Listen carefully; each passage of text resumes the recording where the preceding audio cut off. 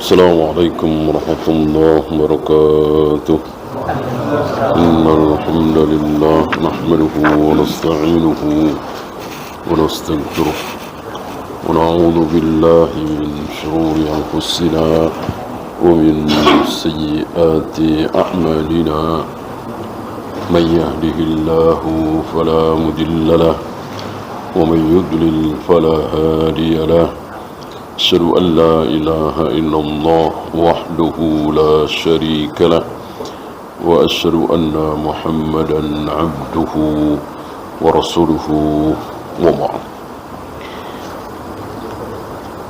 Kita melanjutkan bab Fadlul Hubbi Fillah, ya, keutamaan cinta karena Allah dan anjuran untuk menyampaikannya. Ketika kita mencintai seseorang karena Allah, maka disunahkan mengucapkan uhibbuka fillah. Sepertinya ayat-ayatnya sudah kita baca dulu. Walladzina kafaru ba'duhum awliya'u ba'd. Orang-orang kafir itu satu sama lain saling mencintai. Maka kita kaum muslimin tentu lebih saling mencintai lagi. Muhammadur Rasulullah walladzina ma'ahu asyidda'u 'alal kuffar, dan seterusnya. Ciri-ciri sahabat Nabi sallallahu alaihi wasallam, mereka sangat syadid, tegas, keras terhadap orang-orang kufar, sementara ruhama'u bainahum, saling mencintai, saling mengasihi sesama mereka.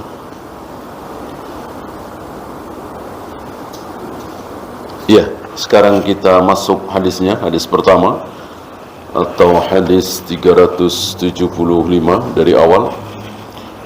Wa an Anas radhiyallahu anhu 'anil Nabi sallallahu alaihi wasallam qala. Dari Anas bin Malik bahwa Nabi sallallahu alaihi wasallam bersabda, "Thalathun", ada tiga hal. Man kunna fihi, barang siapa yang dirinya ada tiga hal tersebut. Barang siapa yang tiga hal tersebut, tiga sifat tersebut ada pada dirinya, seorang muslim tentunya, ini bukan orang kafir.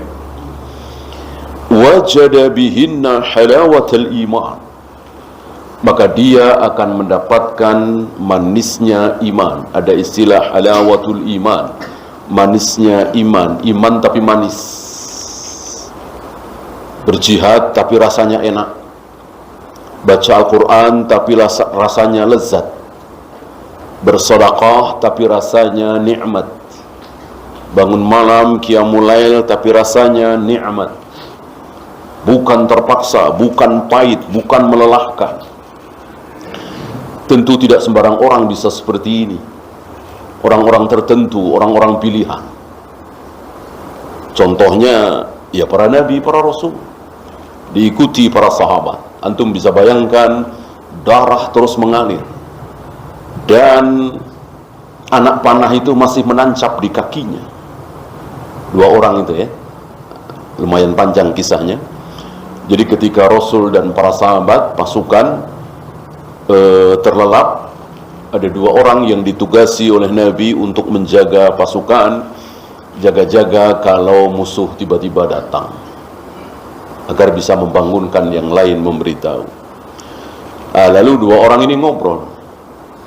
Mereka mengatakan, daripada berdua sayang-sayang, udah satu-satu aja. Kamu tidur, saya terbangun, nanti saya ngantuk, saya bangunan kamu, daripada dua-dua. Ya, sepakat. Lalu entah ini yang pertama atau giliran yang kedua, ya, sendirian dia. Entah namanya tidak disebutkan di riwayat itu, tapi ini sahih. Sendirian, daripada nganggur bengong-bengong, dia sholat. Tidak lama ada panah menancap di kakinya dari arah musuh tentunya, dan mengeluarkan darah, dan dia melanjutkan sholatnya. Kenapa? Karena tadi nikmat lezat. Kalau sholatnya seperti kita barangkali tentu langsung dibatalkan atau dicepatkan, ya. Ini salah satu contoh di antara sekian ratus, mungkin sekian ribu contoh manisnya iman. Secara kasat mata, secara logika akal, berat, pahit, penat, lelah. Tapi yang merasakan justru lezat, nikmat. Kenapa? Karena dia merasakan, mendapatkan halawatul iman, manisnya iman. Nah, bagaimana bisa mendapat itu? Nah, di sini beliau sabdakan.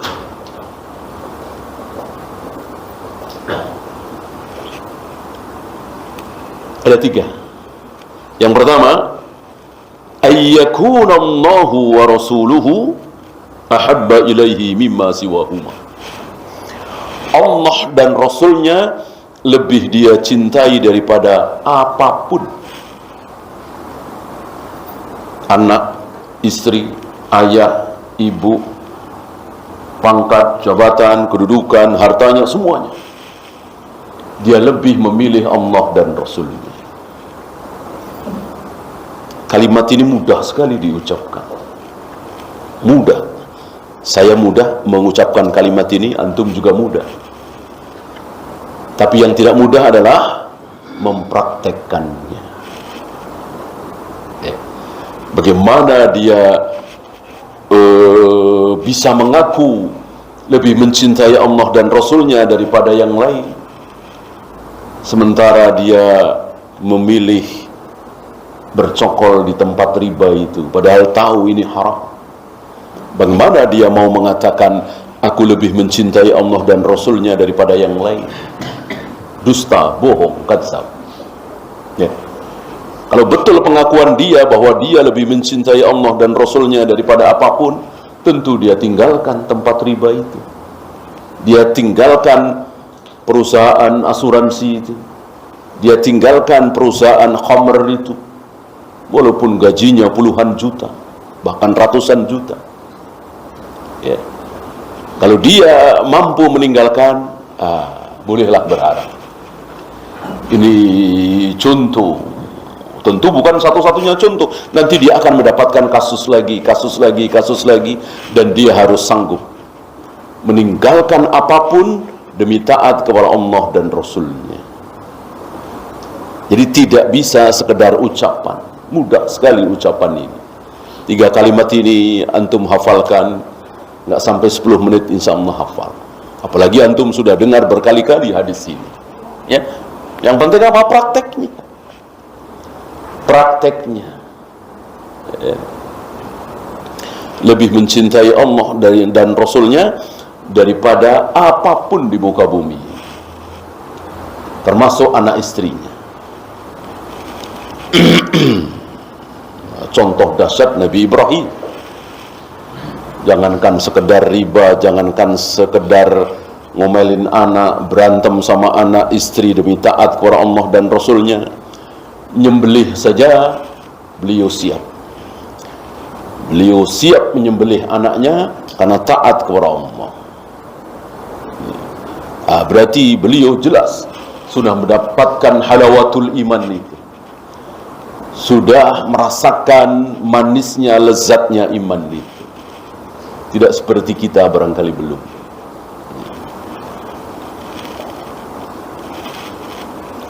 Mungkinkah kita bisa merasakan? Mungkin. Kalau nggak mungkin, nggak disabdakan oleh Nabi SAW. Ya. Sebagaimana kita akan menerima wahyu, sebagaimana kita akan menjadi Nabi, kan nggak mungkin. Nggak mungkin. Maka tidak disabdakan, bahkan di stop. Ya, nggak mungkin ada Nabi lagi setelah aku, kata beliau. Tapi manisnya iman seperti ini, mungkinkah? Mungkin. Tidak tertutup kemungkinan.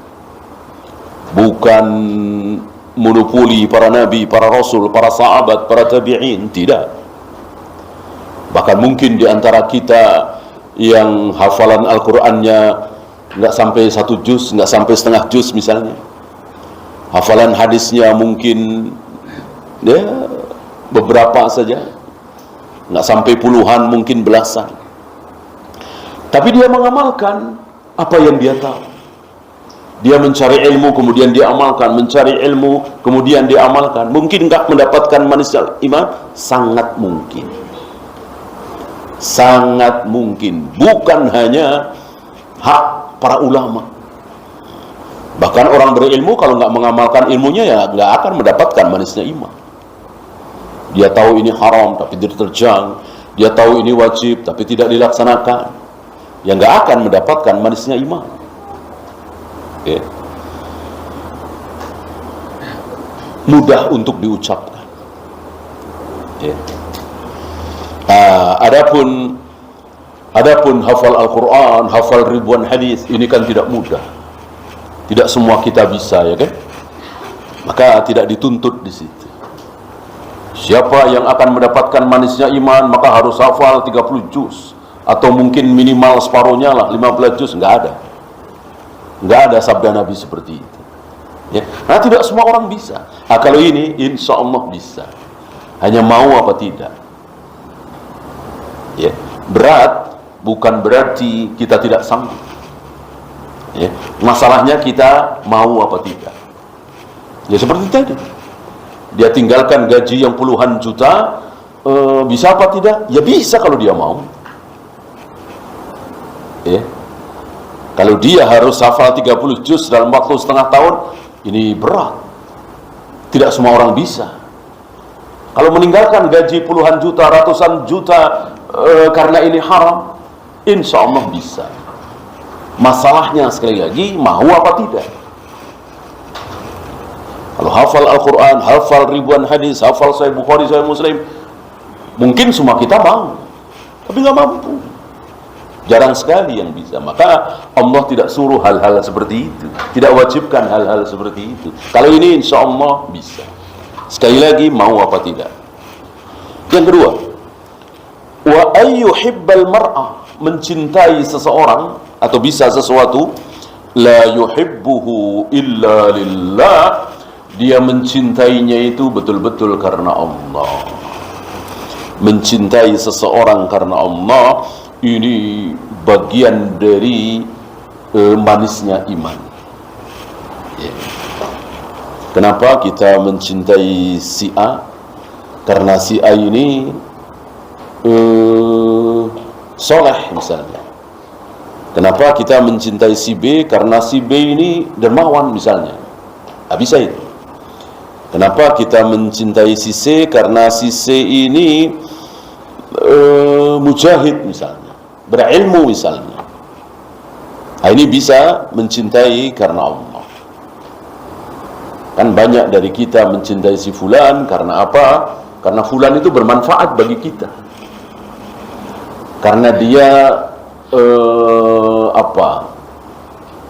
sering setoran sama kita misalnya. Karena kita dapat bisnis besar dari dia misalnya. Nah, ini bukan karena Allah. Ya. Kan bukan karena kesolehan dia.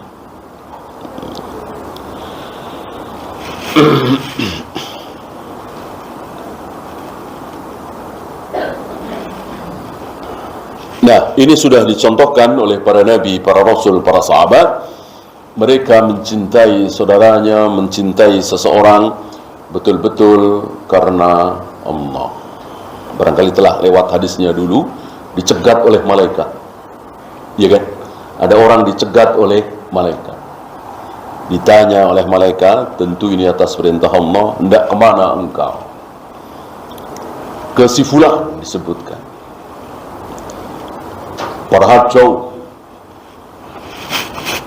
menyeberangnya. Apa kepentinganmu? Apa urusanmu sehingga engkau mendatangi si fulan? Dijawab tidak ada. Tidak ada. Lah kenapa engkau datangi si fulan? Karena aku mencintai dia karena Allah.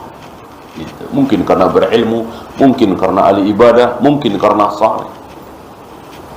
Ya. Lalu disampaikan oleh malaikat ini bahwa Allah mencintai engkau sebagaimana engkau mencintai saudaramu karena Allah. Ini Nabi yang bersabda, berarti peristiwa ini sebelum beliau. Kejadian ini sebelum beliau lahir. Beliau diberitahu oleh Allah pernah ada kejadian seperti itu. Kisah-kisah orang terdahulu memang sangat menakjubkan. Banyak sekali yang sangat menakjubkan. Ini salah satunya.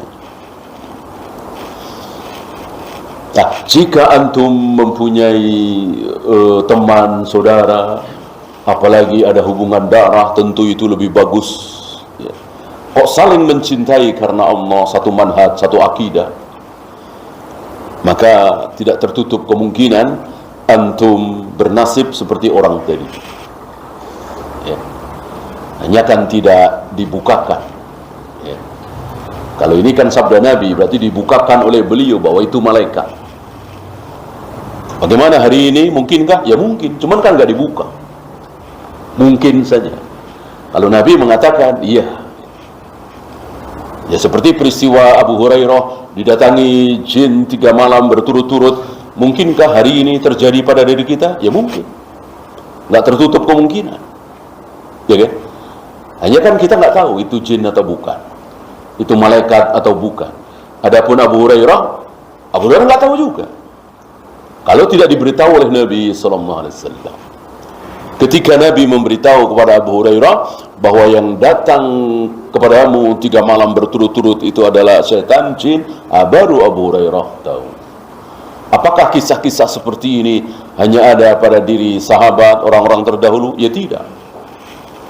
Tidak. Kecuali ada keterangan bahwa itu khusus para sahabat, khusus umat terdahulu. Sepertinya tidak ada keterangan. Sama dengan peristiwa burung besar yang menggali dengan kukunya tanah itu, ya, sambil dia membawa burung yang sudah mati bangkai. Lalu burung itu dimasukkan, burung yang sudah mati menjadi bangkai itu dimasukkan, lalu dikubur. Ya, ini disaksikan oleh, orang bilang Qabil ya, tapi nama ini kan tidak sahih di Al-Quran dan Sunnah, tidak ada. Hanya ada di Israeliat. Maka para imam tidak suka menyebut Qabil, Habil, Israel, ya, nama-nama yang tidak ada di Al-Quran dan tidak ada di hadis sahih. Nah, apakah kejadian itu hanya itu? Para imam memahami tidak. Tidak. Mungkinkah hewan-hewan tertentu itu menguburkan sesama hewan yang sudah mati? Ya. Macan menguburkan macan misalnya, singa menguburkan singa misalnya, kera menguburkan kera. Mungkinkah? Mungkin. Mungkin. Ya. Bahkan para imam mengambil contoh yang mudah, kucing. Ya. Mereka mengatakan kucing itu kan di mana-mana. Hampir di mana kita berada selalu ada kucing. Ya. Di rumah kita, tetangga, dimanapun lah. Bahkan di masjid kadang-kadang ada aja kucing. Berarti banyak sekali kan. Tapi jarang sekali, hampir kita tidak pernah mendapati bangkai kucing. Padahal namanya kucing dan yang lain pasti mati, nggak mungkin nggak mati. Kemana itu? Ya kecuali mati ketabrak atau minum racun, ya kan. Nah, mati wajar, hampir-hampir kita tidak temui. Para a'imah merujuk ayat itu. Gurab itu, disebut gurab di surat Al-Baqarah itu, ya. Ya seperti itu. Saling menguburkan atau dia menyendiri. Allah memberitahu kepada dia, kepada si kucing itu atau hewan-hewan tertentu untuk pergi ke tempat yang jauh, yang sepi. Dan mudah bagi Allah tentu memerintahkan kepada kucing, kepada kera, kepada apapun untuk mencari tempat yang sepi, dia diam di situ dan akhirnya Allah matikan. Shadaqa Rasulullah sallallahu alaihi wasallam. Ya. Kecuali mukjizat tidak mungkin terulang.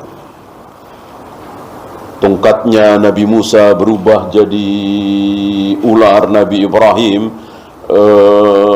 tidak mempan dibakar dan seterusnya. Tentu ini hanya milik para nabi, para rasul alaihi wassalatu wassalam. Tidak bisa dipelajari, tidak bisa terulang-ulang.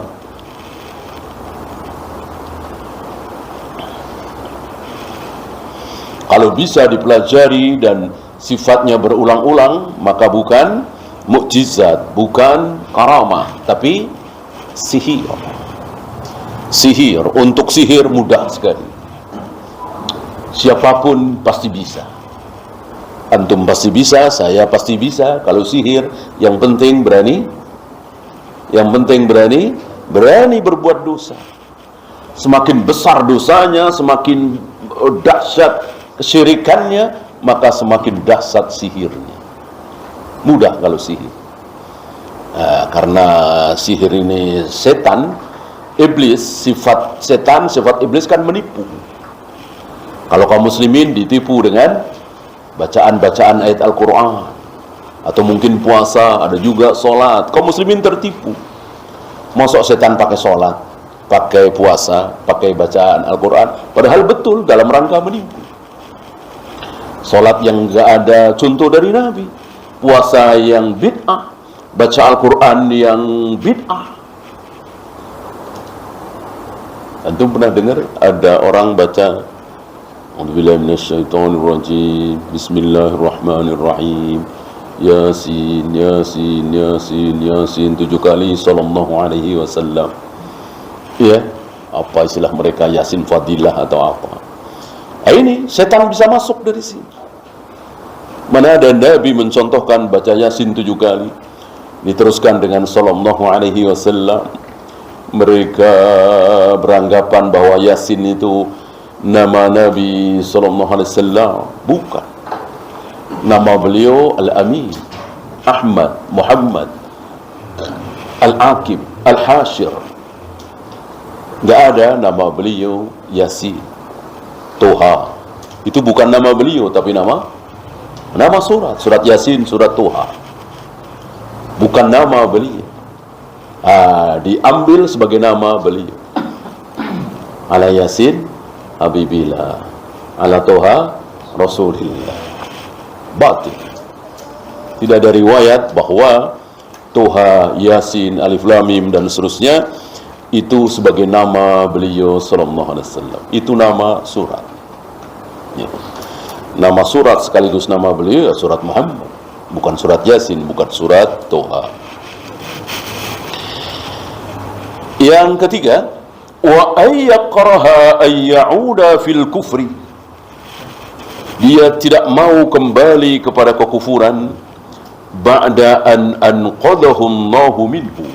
Setelah Allah selamatkan dia dari kekufuran, dia tidak mau kembali lagi kepada kekufuran. Kama yaqrahu ayyuqdhafa finnar, sebagaimana dia tidak mau dicampakkan ke api, ke neraka. Orang yang mempunyai perasaan seperti ini, insya Allah dia sudah mendapatkan manisnya iman. Ya.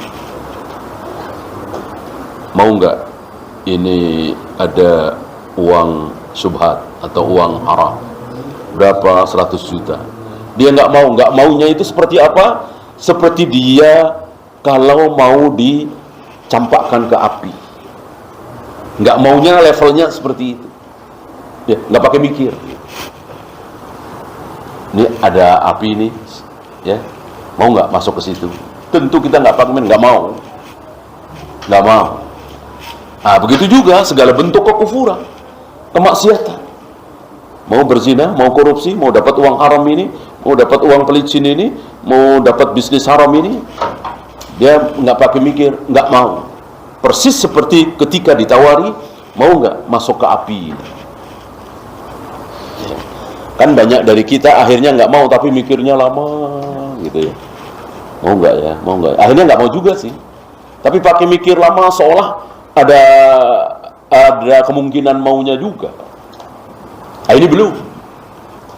Yang akan mendapatkan manisnya iman insya Allah, dia nggak pakai mikir. Jadi begitu ditawari hal yang haram, langsung dia mengatakan tidak mau. Persis seperti ketika ditawari, mau nggak masuk ke api ini, dibakar bara api ini, dia akan mengatakan tidak mau tanpa mikir. Ya. Disinilah manusia baik itu bertingkat-tingkat. Manusia baik tidak berada dalam satu derajat. Ya, Anas bin Malik baik sekali. Ya, Ali bin Abi Thalib lebih baik lagi. Umar lebih baik lagi, Abu Bakar lebih baik lagi. Rasulullah yang terbaik di muka bumi ini.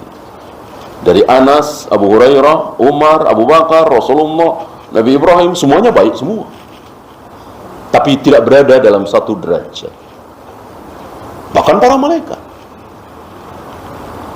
yang sama-sama belum pernah berbuat dosa, belum pernah makan, belum pernah minum, belum pernah kawin, nggak ada keinginan untuk makan, minum, nikah. Keinginan mereka cuma satu, taat kepada Allah. Sepertinya mereka berada dalam satu derajat, kan? Sama-sama tidak makan, sama-sama tidak minum, sama-sama setiap hari beribadah, terus ternyata tidak berada dalam satu derajat. Ya. Kemuliaan Hamalatul Arsh tidak sama dengan kemuliaan Malik, tidak sama dengan kemuliaan Jibril. Jibril yang paling mulia. Ya. Apalagi para ulama. Ya.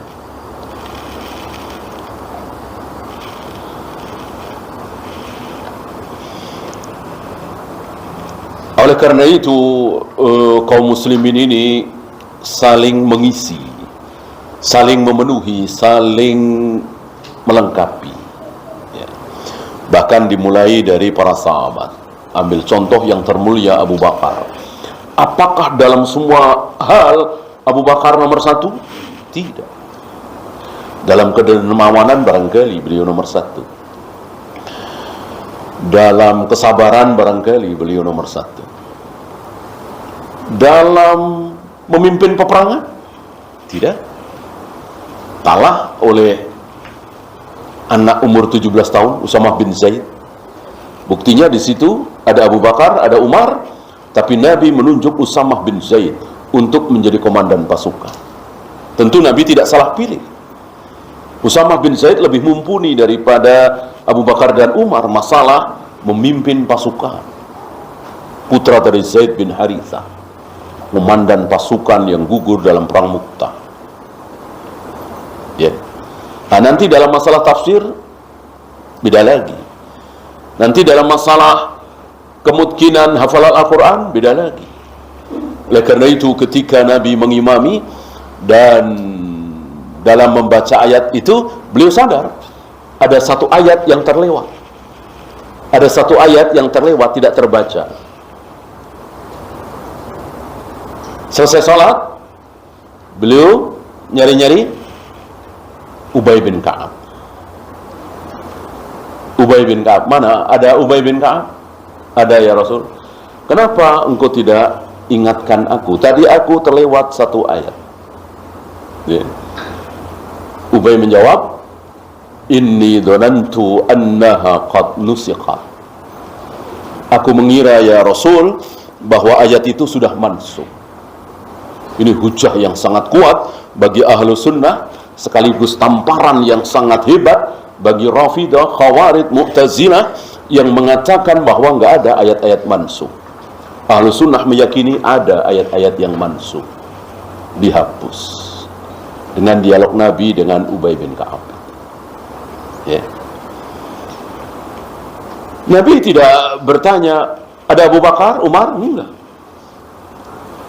Wahai Abu Bakar, wahai Umar, kenapa engkau tidak ingatkan aku? Karena Nabi tahu dalam hal kemungkinan hafalan Al-Quran yang paling mungkin di muka bumi setelah Rasulullah tentunya adalah Ubay, bukan Abu Bakar, bukan Umar. Ya. Begitu pula masalah halal haram. Umatku yang paling tahu mana yang halal, mana yang haram siapa? Abu Bakar, Umar? Bukan. Tapi Mu'ad bin Jabal. Bukan Abu Bakar dan Umar, tapi Mu'ad bin Jabal. Padahal manusia termulia di muka bumi setelah beliau dalam umat ini adalah Abu Bakar, kemudian Umar, kemudian Utsman. Tapi yang paling tahu mana yang halal, mana haram, Mu'ad bin Jabal. Yang paling Zaid bin Sabi, dan seterusnya, masing-masing mempunyai sallallahu alaihi wasallam. Adapun Nabi alaihi salatu wassalam, dalam masalah kemungkinan hafalan Al-Quran, beliau nomor satu. Dalam masalah tafsir, beliau nomor satu. Dalam masalah kesabaran, beliau nomor satu. Kedermawanan, beliau nomor satu. Memimpin pasukan perang, beliau nomor satu. Beliau belum pernah jadi prajurit. Setiap kali beliau mengikuti peperangan, selalu beliau menjadi pemimpin, komandan pasukan. Nggak pernah jadi prajurit. Karena beliau yang paling tahu. Karena wahyu tentunya. Inilah Nabi Muhammad Rasulullah SAW. Beliau nomor satu dalam segala hal dalam Islam ini. Ya fikihnya, akidahnya, tauhidnya, dan seterusnya. Adapun para sahabat tidak. Apalagi tabi'in, apalagi atba'ut tabi'in, apalagi ulama-ulama setelah itu. Ya tentu ada yang menonjol di fikih, ada yang menonjol di tafsir, ada yang menonjol di sirah, ada yang menonjol di akidah, dan seterusnya, dan seterusnya. Ya. Maka untuk hari ini ya kita lihat saja ya, ada doktor hadis, ada doktor tafsir, ada doktor S3 bidang mustalahul hadis, dan seterusnya. Itu wajar ya. Tidak mungkin menguasai seluruh ilmu kecuali Nabi sallallahu alaihi wasallam.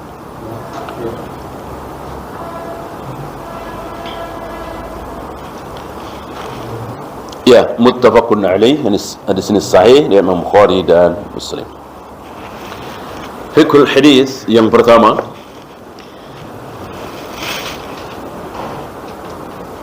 takunu halawatul imani bil istildzadzi bit ta'at.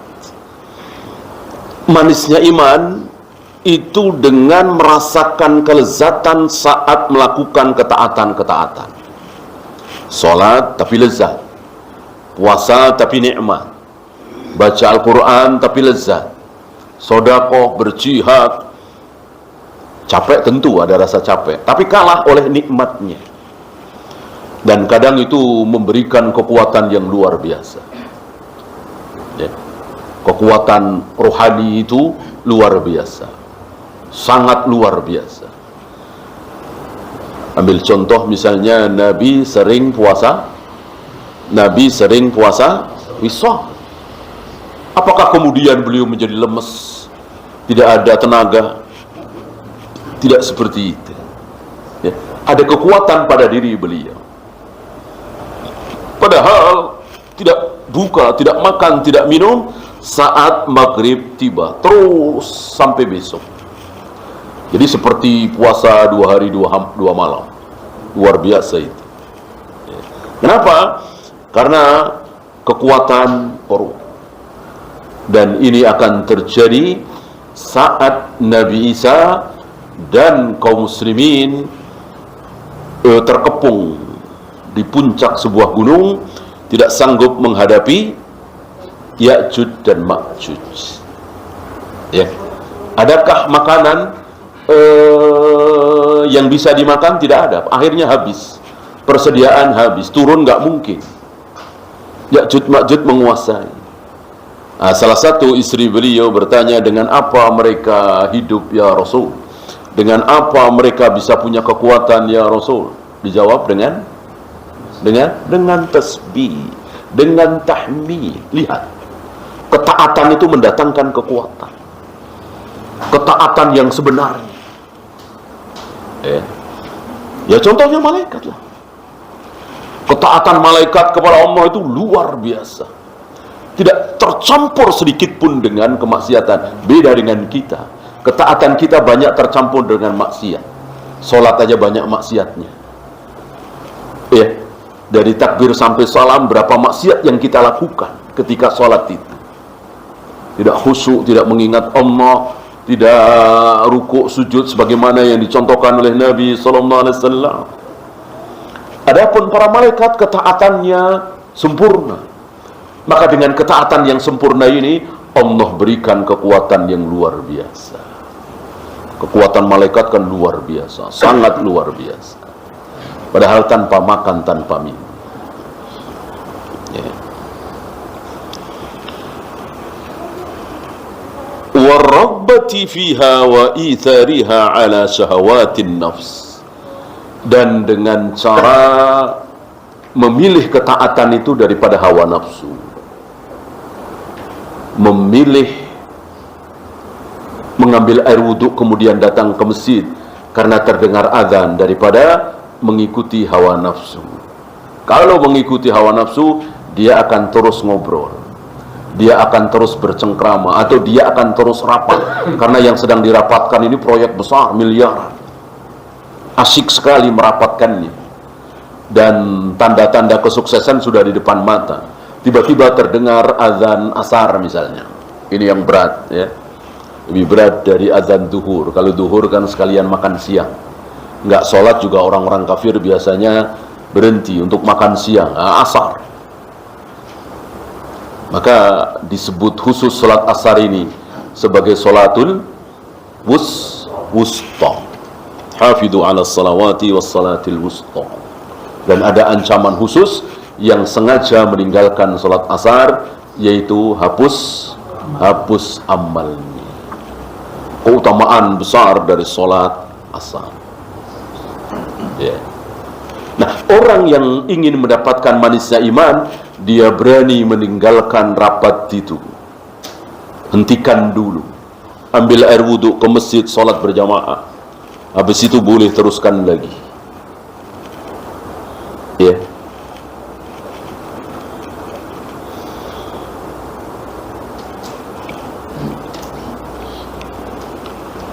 Yang kedua, ada 4 sini ya.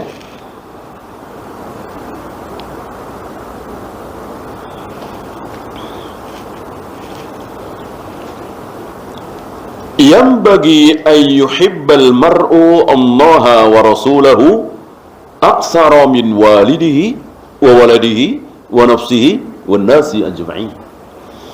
Wajib, yang bagi, imbago, yang bagi sering diterjemahkan dengan pantas, ya.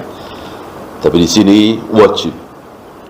Wajib bagi seseorang untuk lebih mencintai Allah dan Rasulnya daripada ayahnya, anaknya, dirinya, dan seluruh manusia semuanya. Allah dan Rasulnya harus nomor 1. Tidak boleh sepadan. Allah dan Rasulnya harus nomor 1. Umar pernah jujur. Umar pernah jujur di hadapan Nabi SAW. Ya Rasul, aku lebih mencintai engkau daripada ayahku, ibuku, anakku, istriku. Tapi tidak untuk diriku. Jujur Umar. Artinya, manusia yang paling aku cintai ya diriku. Orang kan ya seperti itu ya. Setelah diriku, kemudian engkau. Setelah engkau ya Rasul, baru ayahku, ibuku, anakku, dan seterusnya. Nabi terima apa tidak? Nabi terima apa tidak? Tidak. Bal min nafsik ya Umar. Bahkan walaupun dibanding dengan dirimu sendiri ya Rasul, aku harus lebih engkau cintai daripada dirimu sendiri. Ya Umar, sami'na wa ata'na. Dan memang harus seperti itu. Siapapun kita harus lebih mencintai Nabi SAW daripada siapapun, termasuk diri kita. Artinya, jika ada bahaya datang, ambil contoh, Umar sedang bersama Rasul. Umar sedang bersama Rasul. Tiba-tiba ada harimau misalnya, mau memangsa, ya bisa Umar, bisa Rasulullah, ya kan? Mana duluan? Maka wajib bagi Umar untuk melindungi Nabi. mempersilahkan Nabi lari dan Umar harus siap mati. Itu maksudnya. Kalau Nabi membolehkan Umar mencintai dirinya sendiri daripada Nabi, Umar boleh lari duluan, meninggalkan Nabi. Nggak boleh, haram. Maka selain Nabi boleh. Selain Nabi boleh. Anak kita, istri kita, ayah kita, apalagi teman kita ya. Ada macan begitu, harimau begitu, kita lari duluan, cepet-cepetan, ya. Siapa yang duluan halal, gitu. Asal jangan curang, kaki temennya diseliding gitu ya, biar jatuh, biar kita selamat, nggak boleh. Ya, kalau cepet-cepetan lari boleh. Karena tidak wajib bagi kita untuk lebih mencintai siapapun daripada diri kita, kecuali Rasulullah Muhammad SAW. Ayah, ibu, anak, dan seterusnya. Biasanya seorang ibu tanpa disuruh ya. Tidak halal, tidak haram bagi seorang ibu meninggalkan anaknya demi dia selamat dari harimau itu. Enggak masalah. Tapi biasanya dan banyak terjadi seorang ibu dengan ikhlasnya. Ya. Dia memberikan kesempatan anaknya untuk lari dan dia siap mati diterkam harimau misalnya, atau buaya misalnya, atau bahaya apalah ya. Seorang ibu luar biasa. Tapi sekali lagi tidak wajib. Adapun terhadap Rasulullah SAW wajib. Dan para sahabat sudah membuktikan kecintaan itu. Ambil contoh di perang Uhud misalnya. Berapa banyak yang mati? Salah satunya yang dahsyat, Mus'ab bin Umair. Seorang pemuda yang mantan kaya raya, parlentai dan seterusnya. Tapi setelah masuk Islam menjadi miskin semiskin-miskinnya, bahkan mati dalam perang Uhud dalam keadaan yang sangat menyedihkan. Mencari kain kafan saja sulit. Ditarik ke atas kaki kelihatan, ditarik ke bawah kepala kelihatan. Ya, Mus'ab bin Umair. Dalam rangka apa? Mus'ab meninggal dalam rangka supaya Nabi selamat. Ya. Ada beberapa pemuda Ansor yang melakukan itu. Antum tahu perang Uhud putaran kedua kan dahsyat luar biasa. Seolah seluruh panah, pedang, tombak semua mengarah pada Nabi SAW. Disinilah para sahabat sudah teruji. Mereka rela mati terkena senjata itu demi melindungi Nabi SAW. Nah kita mana? Kita cuma bisa ngomong. Aku lebih mencintai Rasulullah daripada diriku sendiri. Hanya bisa bicara. Buktinya mana? Berapa banyak perintah Nabi yang kita abaikan, padahal itu kita tahu itu perintah Nabi SAW. Ya.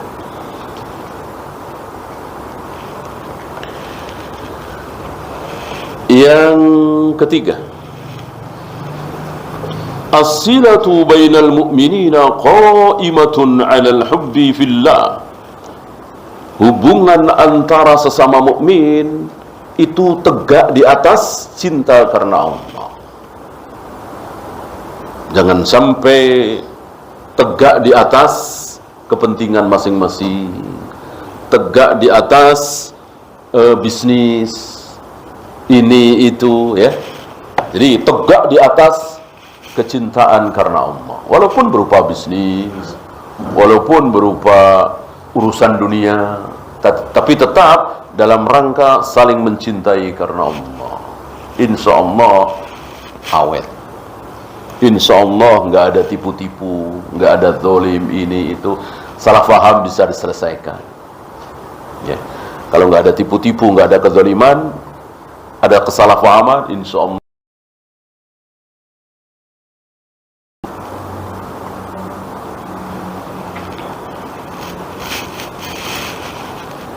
Yang terakhir, yang keempat, karahiyatul kufri innama takunu bil bu'di anhu wa an asbabihi wa ma yuqarribu ilaihi minal ma'asi wal bidah. Membenci kekufuran itu ada caranya, ada langkah-langkah yang harus ditempuh. Apa? Jangan dekat-dekat. Kita harus jauh dari kekufuran itu, dari zina, dari khamar, dari judi, dari korupsi. Kita harus jauh. Kita tidak korupsi, tapi kita dekat sekali. Kita tidak minum khamar, tapi kita dekat sekali dengan khamar.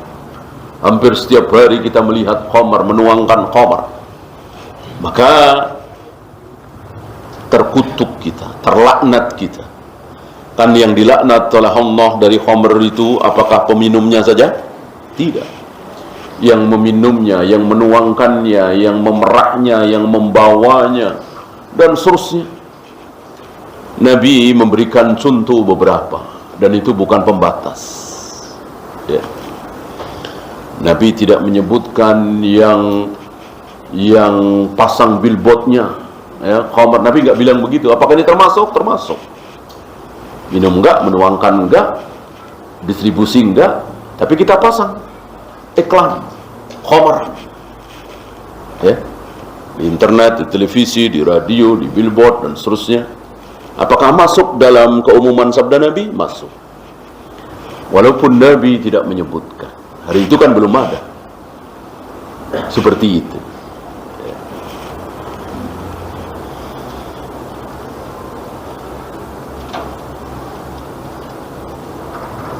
Wa an asbabihi, dan asbab-asbabnya. Hati-hati dengan asbab. Maka dalam syariat Islam ada istilah sadduz zara'i. Tidak disebut saddul wasilah, karena wasilah ini sudah mendekati sekali. Kalau zari'ah ini agak jauh. Nah, baru zari'ah saja sudah ditutup. Ya. Kalau wasilah itu mungkin sudah dekat. Ya, kalau zina mungkin sudah berduaan di kamar, ini sudah wasilah.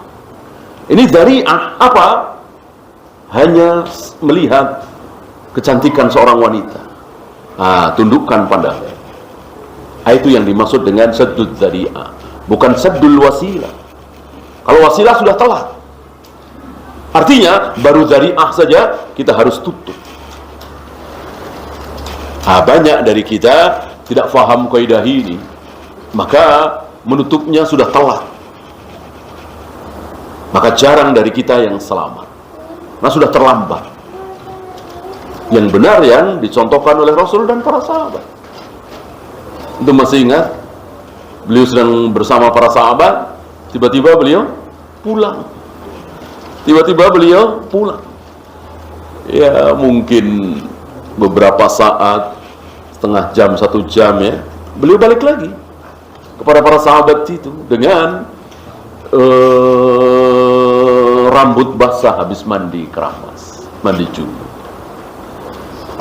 Entah ditanya atau tidak, Nabi mengatakan bahwa tadi ada wanita lewat sekelebat, ya,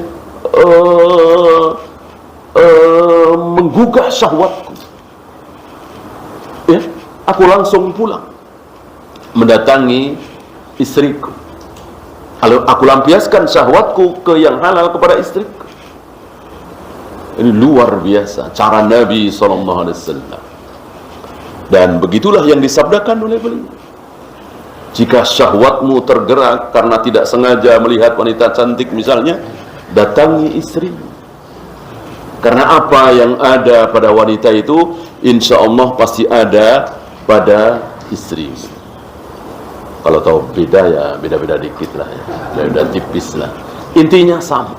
Artinya kita bisa lampiaskan syahwat kita kepada istri kita. Ini sadduz zari'ah, tidak telat. Ya. Lihat hari ini kita telat menutup zari'ah, itu telat. Akhirnya terjerumus, dan bahkan lebih dahsyat lagi. Karena cara Nabi tidak dipakai. Bahkan sebagian saudara-saudara kita dengan sombongnya, aku bisa, aku mampu, aku sanggup, aku kuat. Begitu digoda dengan jabatan menteri misalnya, kepala bagian misalnya, akhirnya tidak kuat juga, akhirnya korupsi, akhirnya sekarang di penjara.